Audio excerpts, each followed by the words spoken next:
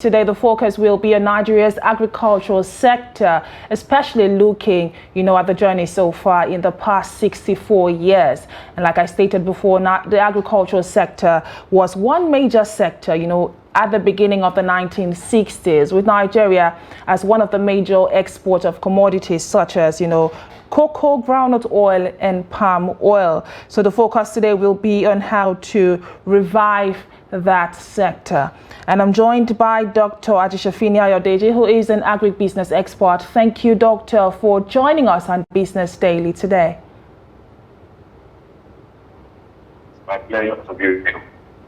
Thank you once again. I would like for us to go down, memory lane, the historical decline that has been witnessed, especially in the area of food exportation from Nigeria. Like I said, Nigeria was a major producer of palm oil, about 43% of the global market share in the early 1960s. But currently, Nigeria only struggles with about 3 to 5% of palm oil, production. What key factors would you say contributed to this decline? And is it possible that we regain our position again? Well, thank you very much. Getting our position again requires a lot of strategizing by our leaders. You said in the past 64 years of Nigeria existence together, the founding fathers of Nigeria were not that educated to the level of abandoning the traditional and conventional business that God bestowed on Africa, especially Nigeria. Cocoa happens to be a major source of revenue, whereby the cocoa dealers are the big men of those days. Because the foreigners that do come to Nigeria to purchase our products don't have the capacity and knowledge to do such. Here in Nigeria, we had it. Our leaders then are so much interested in agriculture. Era. He established farm settlement across the western part of Nigeria, which makes all our food to be in abundance. Our focus was not on any other thing because then agriculture was the main job of 90% of Nigeria. Immediately they discover oil. Everybody cheap. The mindset is agric will take longer gestation. Agric is too risky. Agric is not made for big men, it's for poor people. And that brings back the decline of the party was not the to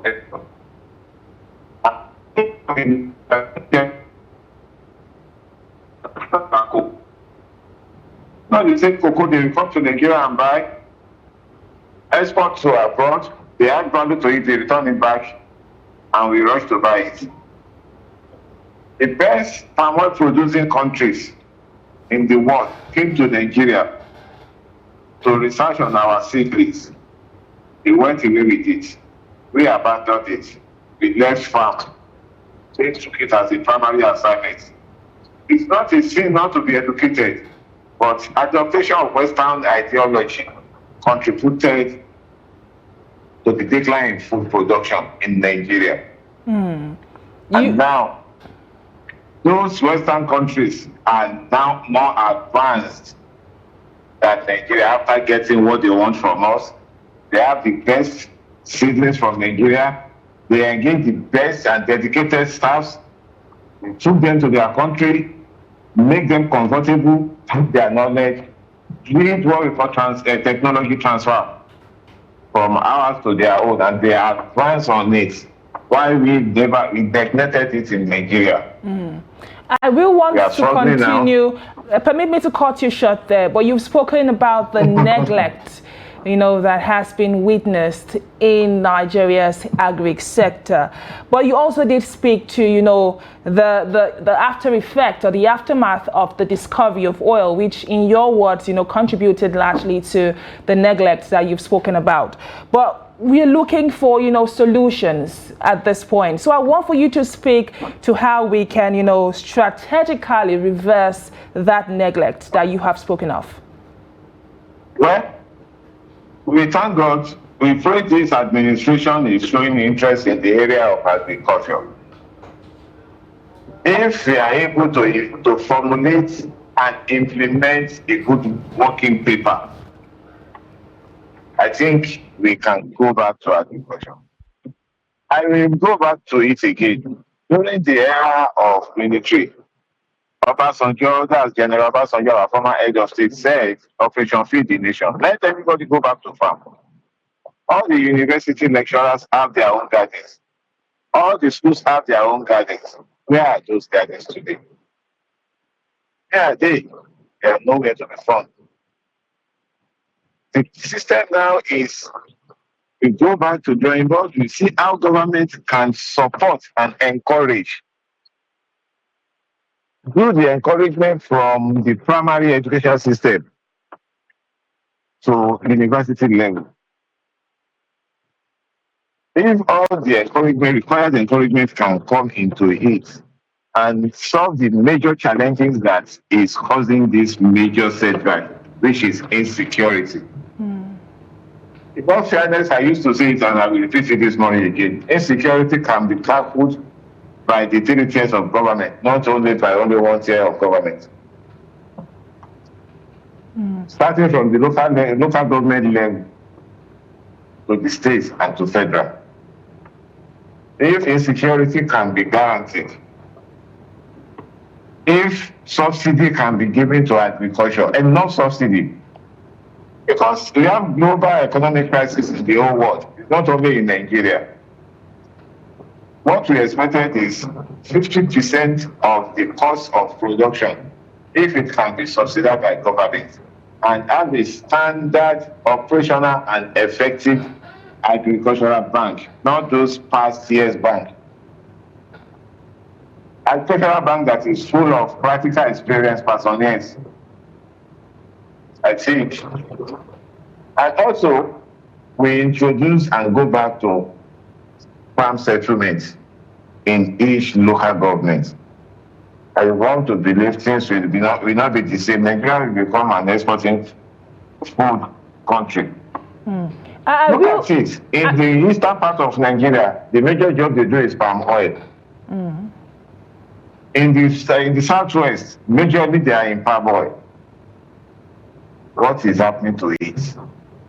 Indeed, so many questions to be answered, you know. But you spoke about encouragement, you know, from not just the federal government, but state government, as well as even local government. But have you like to, you know, refer to an excerpt from the President October 1 speech, of course, the live broadcast from yesterday, where the President did say, if we can have that displayed on the screen, that he commends the governors, particularly in Kebbi, in Niger, in Jigawa, in Kwara, in Nasarawa, and the Southwest governors that have embraced our agricultural production program. And he urged other states to join the federal government in investing in mechanized farming. According to him, we are playing our part by supplying fertilizers and making tractors and other farm equipment available. And last week, the Federal Executive Council approved establishing a local assembly plant for 2,000 John Deere tractors, combine harvesters, disc riders, bottom plows, and other farm equipment. The plant has a completion time of 6 months. And that is a quote from the President October 1 live broadcast to the nation. And continuing from your point regarding, you know, encouragement to farmers, not just at the federal level, but state levels as well. The President pointed out that, you know, some governors had, you know, accepted or had embraced the agricultural production program, and some others hadn't. So I will want to hear you speak regarding that, you know, delay, you know, bureaucratic delays by some state governors. I would like to take Niger State as a case study. Niger State government encourages agricultural practice in their state, seriously. And they did one unique thing. And what is that? They developed and formed a private participation by registering a private company as an agency attached to Ministry of Agri. To remove the bureaucratic policies or implementation, it is that private organization or agency that is running it, and they are getting results. If every other state in the northern part of Nigeria adopted the bureaucratic system of bureaucratic in the government implementation of policies, will be eliminated, because the mandate of such organization or agency is to have a target, and they must meet the target. The way private sector will drive an economy is not the same way public sector will drive an economy. Yes, some state governors have procured all this equipment. Where are the equipment? Who do they hand over the equipment to? It's one thing to procure, it's another thing to have good maintenance culture. It's another thing to have the ideology and practice the standard way it should be done. Federal government is trying, in all fairness. Now that there is no longer, subsidy has gone on petroleum, and the allocation to each state government has increased. That excesses, why can't they use it to develop agriculture in their states? We know that value addition is major thing we focus on in some states. Look at what is happening in Lagos State. Lagos State is partnering with some other states to feed their states.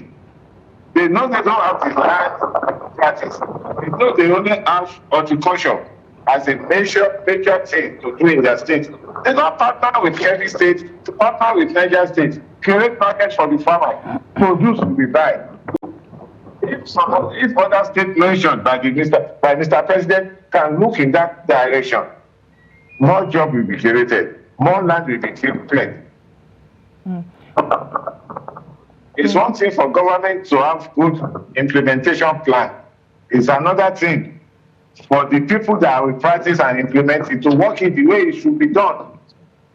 I was impressed with the President, Mr. President independence speech.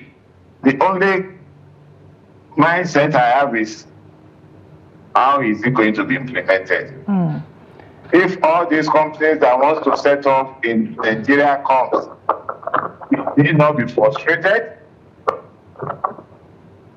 Therefore, my own suggestion in support of whatever Mr. President has said is creation of state agency to manage agri. Let it be a subsidiary to the government. If we hand over all these things to the ministries, in all fairness, we continue to be bouncing on the same spot. But that brings us to conversations around what the federal government can play in facilitating these partnerships. You've spoken extensively regarding public-private partnership. The private sector is largely profit-driven and would take managing these initiatives a lot more seriously. So what role can the government play now in facilitating these partnerships?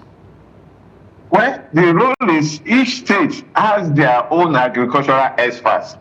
Let them look at the practitioners that are in that business, that have the skill. Let them engage them. Give this job to them on the tax basis. That look, we want you to work with us. This and this are where we are going. They should show them their vision. Let's identify the vision and mission and work with such individuals. Bring them on board. Let the state government register a company as a going concern. Engage people. Let them get all the association in agricultural sector into the vision of state government. And I must say the truth. We have two types of farmers. We have the political farmers and we have the serious farmers. Gone are the days we will continue to be practicing and be patronizing political farmers in Nigeria. This has been part of the reason why we are where we are. But I would like for us to touch on a major challenge towards, Nigeria being food secure, I should say, and that is flooding. And some might call it climate change, but some others would say it has been an after effect of poor infrastructure being put in place. But let us speak regarding, flooding, which, like I said, has been a major challenge, and having the proper mechanisms put in place towards flood control. But what would you say are the protective measures that can be put in place to ensure that we mitigate the harsh effects of climate change and the harsh effects of flooding, which has had adverse effects on Nigeria's food security, especially in the year 2024? Thank you very much.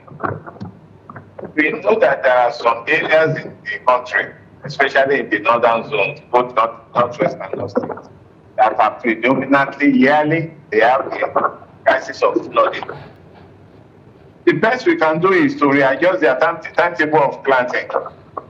Maybe during the period of rainy season, we allow not to farm in that environment. And we do more of dry season in such an environment. Encourage more of dry season farming in that environment. And the investment we are supposed to do is for the rainy season farming in that area, we take it to another area that are less concentrated, that are less affected by flood. And the issue of climate change, we need to go back and see what we can do about smart farming. Nigeria is going to that level. We need to look inward into smart farming. Yes, climate change, not that the days all of us will rely on rain-fed farming. Nigeria is no longer a country to predict that in April there is rain. Look at it now. We are in October, and there is prediction that rain will still fall till November. What are we trying to say? Prediction is not working as expected. Therefore, for every successful agricultural practice, we must start considering having alternatives to water. And we look into the issue of our chemical. Some of the agricultural things are are not as good as we expected again. We need government support, most especially the Federal Ministry of Agri needs to quarantine so many importers of agricultural inputs. What they cannot use in their country, they should stop bringing into Nigeria. Any hazardous goods or chemical should be quarantined. If you are able to get this done and have it as a policy, even if state government is having their own agricultural agencies as a private sector, federal too should be looking in towards the same area. Federal Ministry of Agriculture should have an entity, a going concern entity, that will be implementing these policies and their projects in a private sector mindset. Those are my own suggestions. Mm-hmm. And you also did touch on insecurity that has, stopped some farmers from accessing their farms. Insecurity affected food production seriously. I would like for you to emphasize more on that. The issue of insecurity led to less farm productivity, which leads to increase in prices of our food produce. Therefore, what we need to do, there is nothing impossible. Just like Mr. President said, there are going to be youth confab. And part of the agenda of the youth confab is to discuss insecurity. If peradventure they are able to get it right, let's start to change the mindset of the youth. Let's engage them. Let's listen to them. Sincerely speaking, Mr. President took a good decision, and I pray it will be implemented as recommended. Yes. If the youth confab come and they are able to do the confab, they will be able to know the problem of the youth. And by doing that, identify problem and you provide solution. If the youth determine that no more kidnapping in our community, they will send out all the kidnappers. If the youth say no more criminality in my environment, they will send out all the people that are practicing criminality. because they are the proposed leaders of tomorrow. And what we used to say is, idle hand is the workshop of devil. May God save us. If they are able to minimize the issue of insecurity to a minimal level, sincerely speaking, more farmers, more people will go back to farm, and we will increase the productivity of agri in Nigeria. Still therefore, on the youth have serious impact to do in this aspect of insecurity. Well said, Doctor. But still on improving productivity, Nigeria cannot become a net exporter of agri-produce if we cannot, especially address concerns around, post-harvest losses. Unfortunately, that has been a major challenge in the agri space. I would like for you to speak regarding that. There has been efforts, so far towards addressing that. But how much of an effect has that had so far? If I get you right, Nigeria will still be one of the major exporters of food to the global world. I'm so sure of that. I'm still saying that. It's a gradual process. If the leaders show interest in agri, the way this administration is going, if there is continuity in the policy, and the policy is well manifested, Nigeria will be back on agri. What we need to do is so straightforward. God bless us with land. I was doing calculation with somebody that how many tons of sweet potato can we get from one hectare of land? How many tons of sweet potato can we get from 5,000 hectares of land? I did the computation on the minimal level. My dear, I discovered that Nigeria can, with 5,000 hectares of land, we can produce nothing less than 1,000, 2,000 direct and indirect employment. And those are huge numbers that you have called, 5,000 direct or indirect employment. Yes, from only sweet potato on 5,000 hectares. Now let's make it a policy in the southwest, especially in Kwara. So let's take Kwara. There is a local government in Kwara that their major job is they are so blessed with sweet potato production. Let's now embark on mass production of sweet potato. Now the issue of Ukraine war has affected the price of wheat. We should start thinking of what other things can we produce locally that will support the usage of wheat in our food production. Therefore, I am so sure, well-planned, monitored and implemented policy of this administration will turn the story of Nigeria food insecurity to Nigeria food security nation. I don't know if I'll be able to answer your question. Oh, definitely. Definitely, Doctor. But I will also like for you to speak specifically on post-harvest losses, because I also did mention that, because if we do not address those concerns, then becoming a next exporter of, this produce that you've mentioned will be impossible. But how can we address concerns around, post-harvest losses? Number one thing is knowledge. Extension services has to come back to being. Extension services have to come. Let's train our farmers on how to manage their harvested products. That is one. Two, technology. Manual harvesting of farm produce is not the way forward. Mechanization is the deal of the day. If a farmer that is into rice or beans or cassava has the mechanized way of harvesting his product, the productivity will increase. And after harvesting it, storage facilities. We see the way in the Western world, the way they preserve their food for a cycle of 12 months. And this is where the government, the federal government, needs to come in and help the state government. And the state government to help the local government. Because local government is the closest persons to the local farmers. Technology is very, very necessary now. Let's see it in a location, in a state or in a local government. There should be a farm warehouse with necessary and required storage facilities. common facilities for farmers in a particular location. And this can not only be done by government, it can be done by private investors.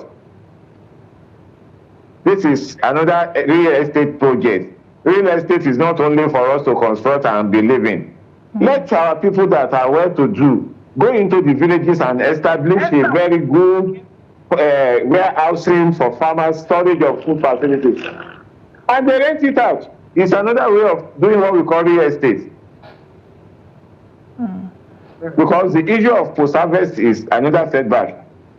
You harvest your pepper, there is no good preservative mode. After 1 week, it's a waste. Look at during the period of mango. Immediately mango starts fruiting. 60% of the mango that's harvested by farmers are waste. We have never looked at how can we preserve it. Look at plantain.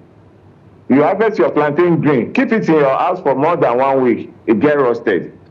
Look at vegetables. These are the technologies we need to look inward. Indeed, and so much Indeed, so much to discuss. But like you have rightly stated, Doctor, the place of technology cannot be, overemphasized. Thank you very much, Dr. Ajisefinni Ayodeji, who is an agribusiness expert. We have spoken regarding how we can revive Nigeria's agricultural sector. Thank you for all the insights that you've shared with us today on the program. Thank you very much. It's my pleasure. Thank you. And that's all that we will be taking today on Business Daily. But keep the conversation going across all the social media platforms, on Facebook, on Instagram, on Twitter, and of course on YouTube. And we will be there to interact with you. Thank you for watching. My name is Chiamaka Enendu. Bye for now.